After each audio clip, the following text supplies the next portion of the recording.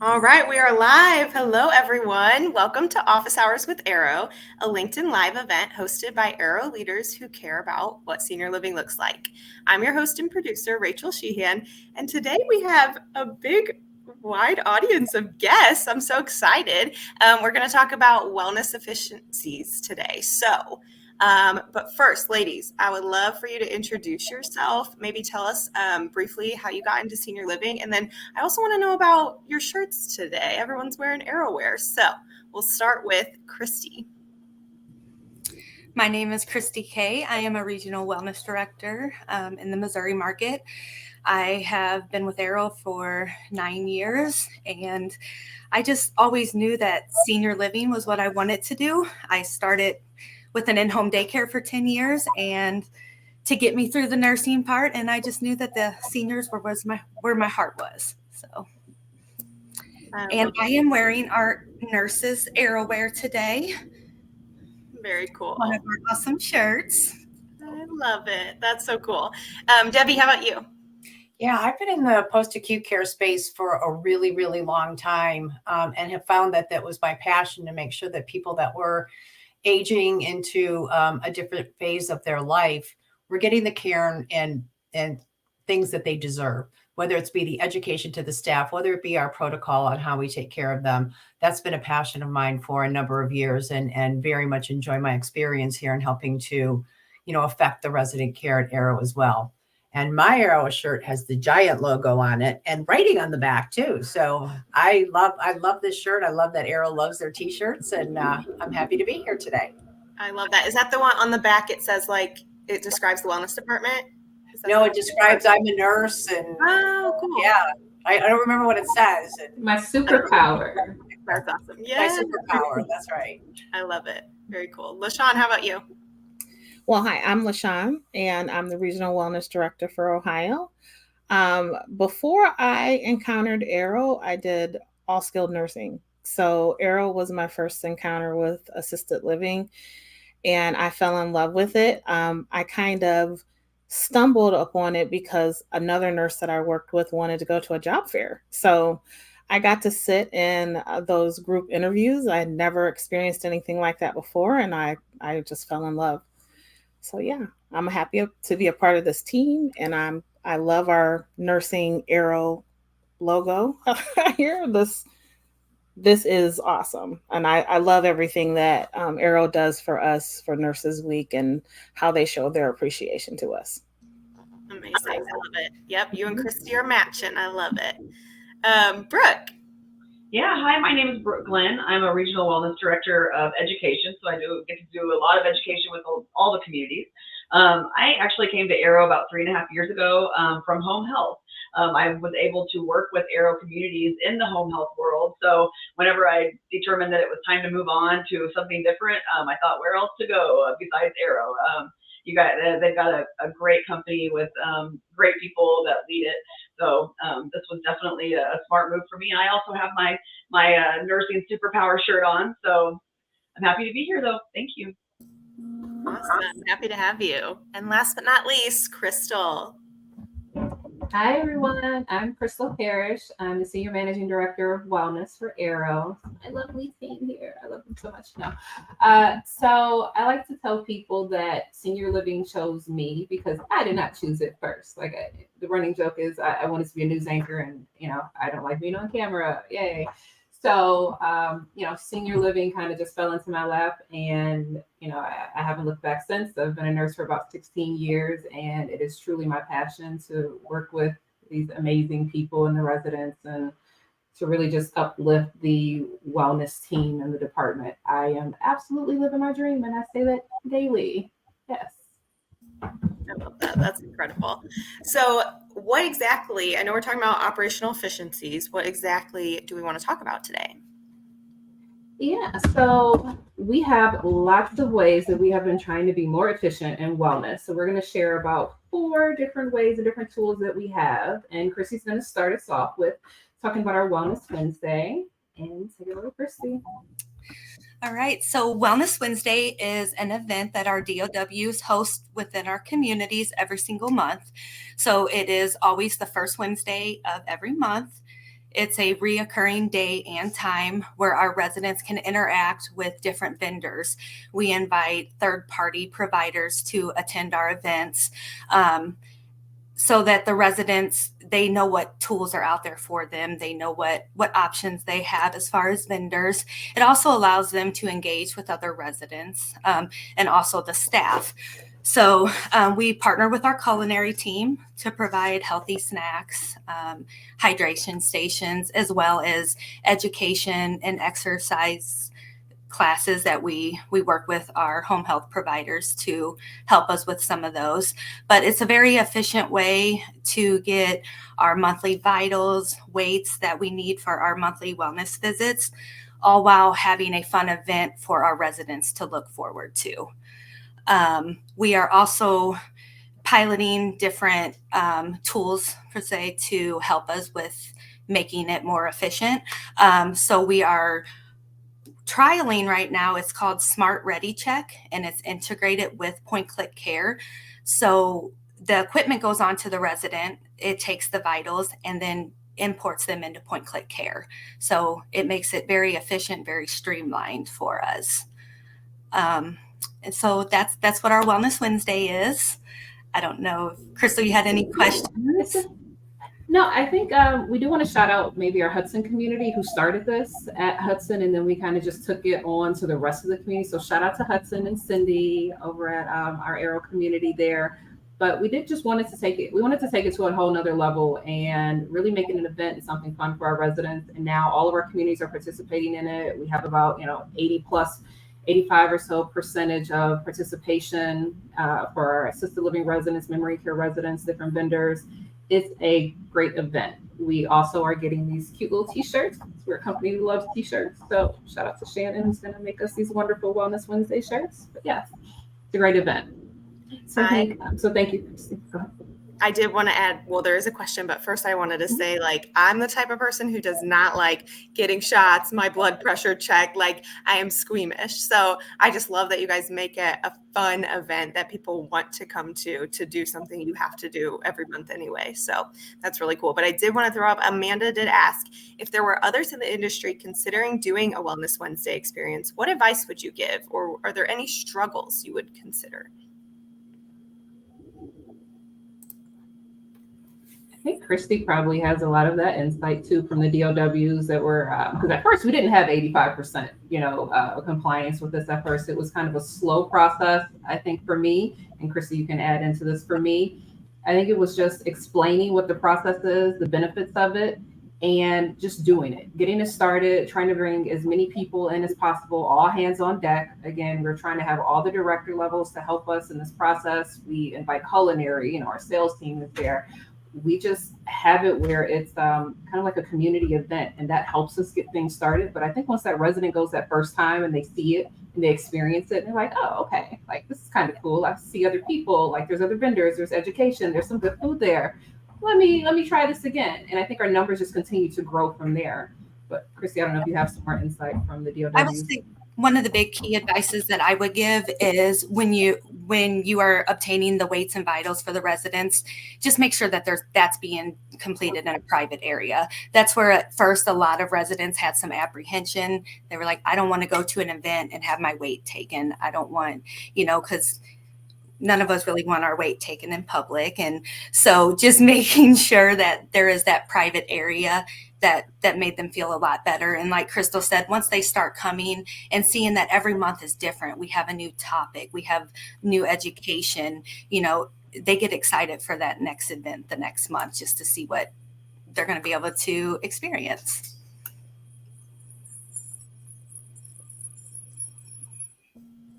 All right. So the next thing I want to talk about is something that I am super excited about, as if I'm not excited about all of our initiatives, but this is the one that is the most recent that we have right now, and it is called our CBA audit. So a little background to this. It's basically an automated report that is developed in Power BI, and it focuses on a few things. So one of them is accuracy of our assessments and our care plans, but it also improves our family communication and the trust we have with our families and residents through this internal auditing process where we're able to kind of check ourselves and keep ourselves pretty honest within our assessment results. but it also identifies where there may be additional revenue and kind of whatever may be left on the table, because it clearly defines and identifies whatever discrepancies we have within this tool from our assessment.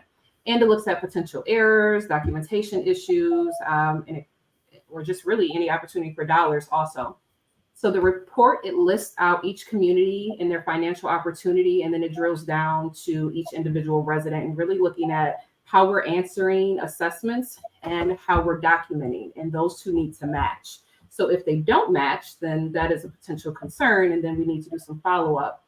But this process, like I said, Brooke had started this process a long time ago. Debbie came on and assisted us with this, but it originally started out being super manual and super time consuming. And it was just a lot of time that we put into it. It was necessary because, me and my regional team, we focus on a lot of audits, which is part of our process and part of our job.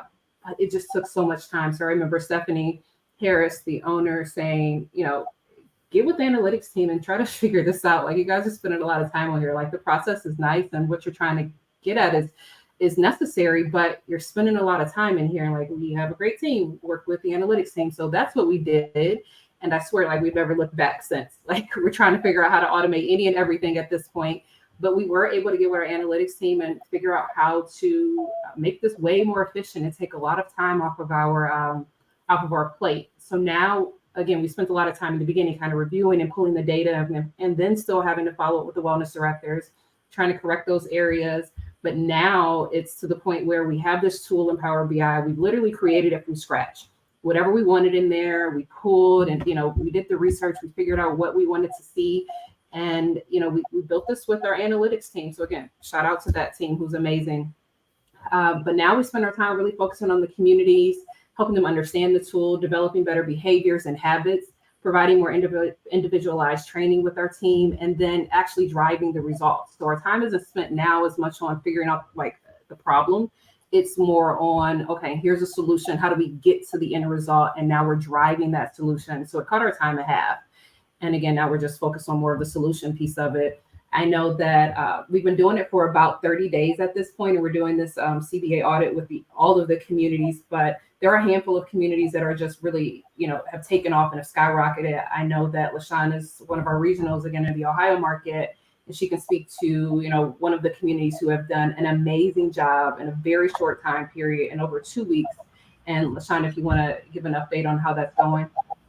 Yeah, so one of our communities, they were able to go in, pull up this Power BI report, and in a little over 2 weeks, they were able to recover 84% of outstanding opportunity dollars for their community. So when Crystal said this used to be super manual, like it would have taken us that long just to figure out what the problem was. Now it just comes up in this report. We see the problem and we can spend more time helping them fix it. So amazing. Yeah, again, so excited about this. We are getting a lot of interaction and a lot of, requests or information. We hold office hours. The DOWs or wellness directors are reaching out to us, trying to figure it out because, they don't want to be on this list, because if you're on this list, there's some discrepancies and there may be an issue with your documentation or the way we're answering these assessments. And that's important because, again, all of this helps to improve our revenue, have those better communication and conversations with our family members on our care conferences, and really just building that trust. But it also helps, of course, with financials and our staffing. So if we can recover and recruit some of this, some of these financial, this impact that we have, it's going to put us in a better place.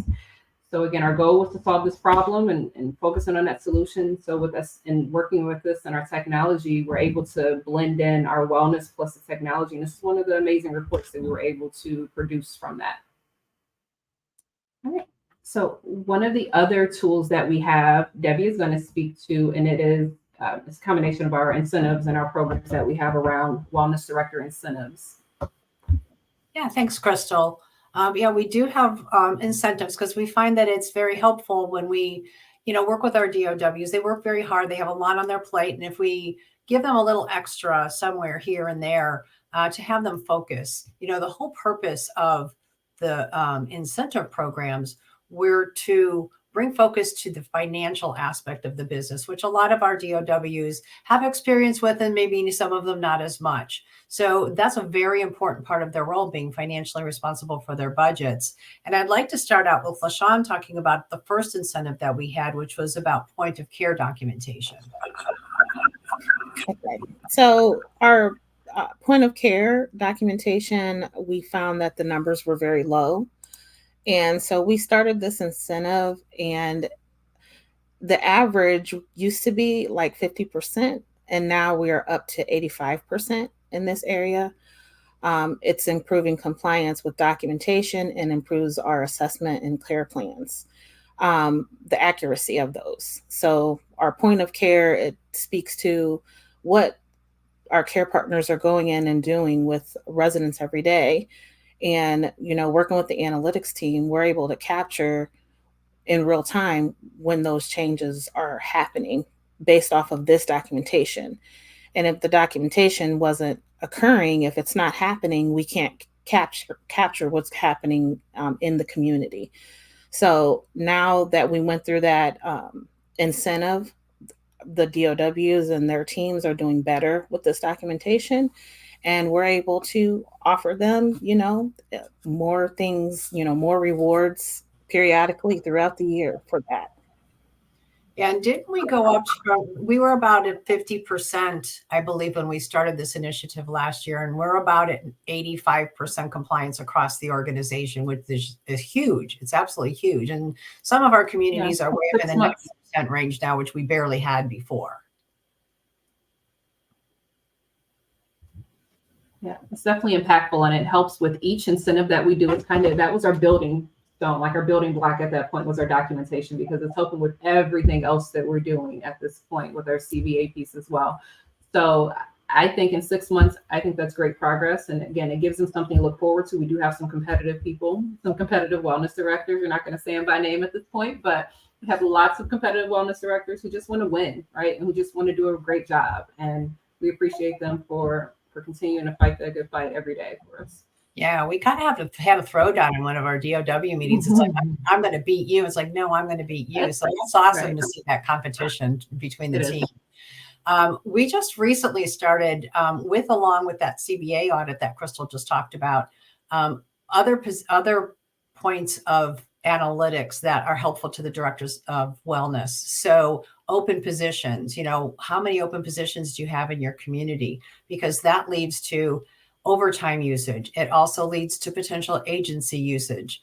And then we have people that, if you're not punching in correctly in and out for your shifts or for your breaks, or if you're not taking a break, all these things, those all have what might appear to be small impacts on your financial organization, but it doesn't. They're big. So if you don't have your open positions covered, we set a level on what we felt was the proper number to have for open positions in order to provide quality care that we always strive to do every day. Because if you don't have consistent staff, you don't have the same people, you don't get to know the residents, and you don't understand them properly, your quality of care is going to go down. The other one is overtime.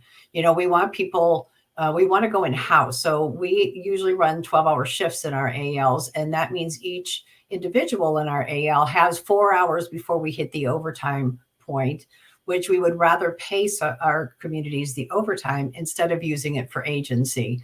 Our agency use has come down significantly, although it's still out there and we're still working on tweaking the system. We literally just finished our first month of this initiative, and we do have tier level for this. There's a gold level, silver level, and a bronze level. So we're still, going through the information from last month to make sure that we hand out the awards appropriately. And the DOWs are very excited about this, as we are too, because it's really showing them how to take things like from your agency use and shift it over to your overtime, and kind of how to play the financial shell game, if you will. Which bucket am I taking this out of?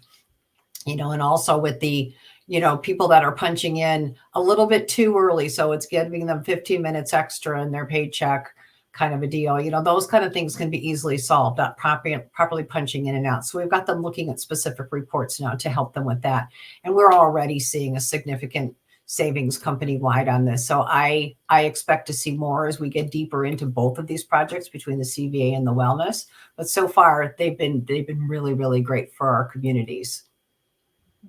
it's definitely changing their habits and increasing their awareness for that financial impact that we have and putting them in the driver's seat of the finances and how we are impacting those numbers with our residents and our CBAs. And again, the assessments and how we're managing our payroll, which is all very important. Again, we can't just think about, we're just taking care of the residents. It's so much larger than that. So this helps us. All these programs and things that we're putting together is really changing their mindset and their actions and their behaviors in a different way. All right. I think the last one that we want to talk about is going to be Brooke with our travel pool. Yes, thank you. So the travel pool was kind of a post-COVID idea for our staffing challenged communities.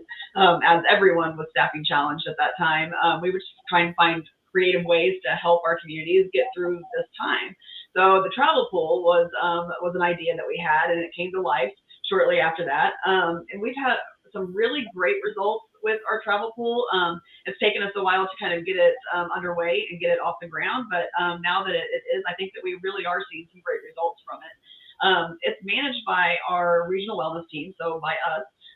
And in Missouri, we have 3 regions with about 17 staff members in our travel pool. And then in Ohio, we have 2 regions with about 11 staff members in our travel pool. So scheduling is based on community needs and priorities. So we have discussions with our regional operators to find out what those priority communities might be. And whoever has a lot of agency use is generally the one that's chosen. So with that said, we do base scheduling on priority, and we try to replace any agency shifts that we see. So we really have been able to save some cost here. Let's see. So I do think that a lot of the perks to this have been that we've been able to decrease agency, obviously. We've also been able to increase resident satisfaction because we've decreased agency. And we've also been able to increase our staff satisfaction. I think that, with being understaffed, everybody's working hard. They're usually pulling some overtime. They're usually working short-staffed in the communities. And it really does play a part in our retention. So we've been able to kind of help with that aspect as well. So it's been kind of a multifaceted initiative that we've put out there, but we really have seen some good results from it. Crystal, do you have anything to add? Yeah, I would just say I'm super excited and I say this about, again, all these projects that we're working on, but seeing that I came to the company about 3 years ago, and myself and Stephanie Hood, shout out to Stephanie Hood, but we worked through this as well as the regional team on this call now, trying to bring this to life. And I always had this vision of having our own travel team and pool, and didn't really understand all the work that was going to come with that, and all the things that we don't really understand sometimes outside of just scheduling, which we're coming to understand now with payroll. But I think it's such a benefit, again, to the community, and really just thinking outside the box, figuring out ways, again, solution driven at this point, to figure out how we can solve problems and do it within our own capacity, and continue to learn from that and grow and build off of that. I think now Brooke is taking it to another level for us, trying to get it more organized. And now we have this process where we're utilizing our travel team as trainers now, because we know that some of our communities have some issues sometimes with, okay, I don't have a really good trainer right now, or my trainers are all tied up. Is there someone else that can come and train, or help provide additional training to some of my staff? So now we have gone one step further and identified travel team trainers who are qualified to go in our communities and help provide support and additional training and oversight to our communities that they're supporting. And that's something we're rolling out this month. Again, something I think is going to be beneficial to us training our own travel team employees, number one. Number two, if a community is having difficulty, they can call us and ask for additional help, and we can train one of their new hires instead of having a new hire train a new hire and then going the opposite way with retention. And then the third one is, if you're having some challenges, or you need additional training while a person has been there 3 months, 6 months, whatever it may be, we can come in and provide that additional training as well. So these are just some of the things that we're thinking through, and how to move the dial forward even further with how we're utilizing what we have, using what you have instead of asking for even more, kind of figure out what we can do with what we have right now. one of the challenges that we did have was kind of finding the right type of employee for travel. Travel's hard because you are going into staffing challenged communities in most cases. So it has been a challenge getting employees that are up to that challenge. And then just having that different changing environment. I mean, we all, we push the Aero culture in all of our communities, and our travel team is Aero trained, so they are pushing that as well. But when it comes to all of our communities, they all have their own flair. They all have their own individual styles of certain things. And so it is a challenge for our travel community or our travel team to go into communities and get used to all the differences. But also, if you're that type of person, it's a beautiful thing. You never are bored.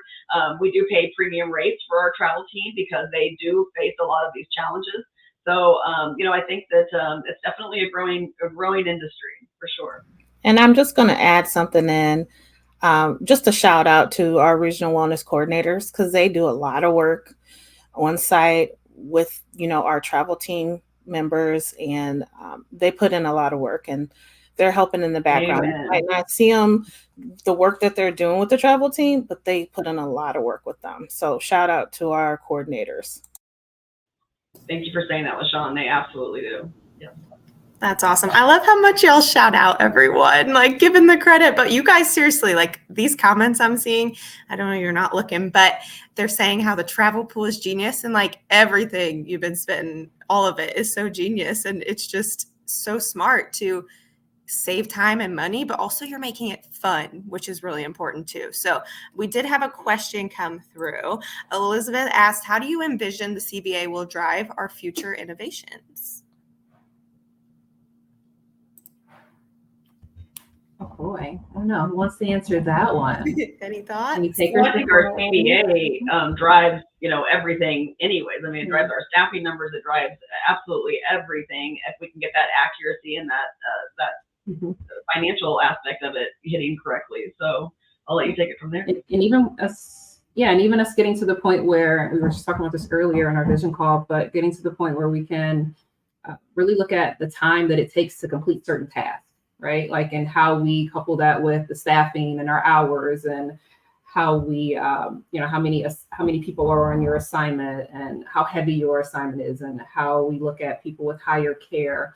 So I think all of that within the assessment is going to help us figure out our staffing even better, and really the time that it takes to be a little bit more efficient in how we're caring for people and prioritizing the care that we're giving. All of those things are some of the things that we're envisioning that our assessment tool that we have can really get to this point eventually, where we can take it to a whole nother level and really drill down to help the caregivers really provide better care quicker and more efficiently. Plus, if I could add, I think it just brings all these efficiencies bring in a better opportunity for us to be regulatory compliant. Our care plans are matching our residents, so we're providing better care because we're seeing exactly what the resident is about. And by filling them out correctly and punching in and out correctly and not using as much agency, we're also being more financially responsible in order to be able to do all these things. So I see that this being a major driver, like Brooke said, and where it takes us, we don't know yet, because I think we're going to discover more things along the way.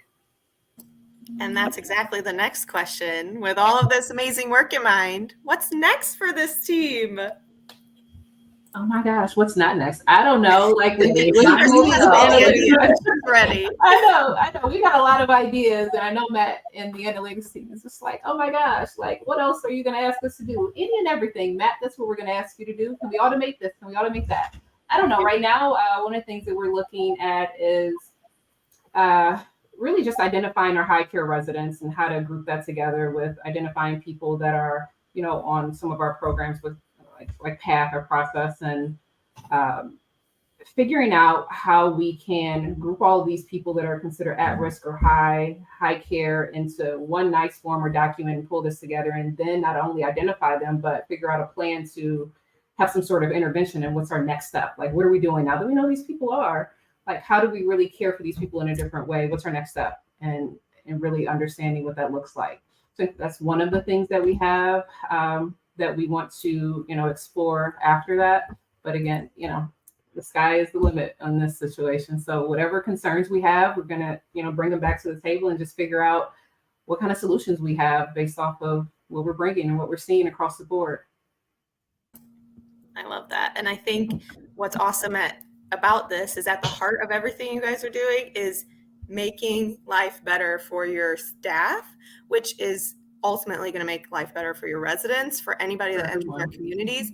And that's so important. So thank you all so much for your time. I think we did it. And I think this is just so amazing. And next week we'll be back with a different group talking about joint commission accreditation. So I'm excited about that conversation too. But thank you all so much for joining me, and we'll see you next week. Thank you.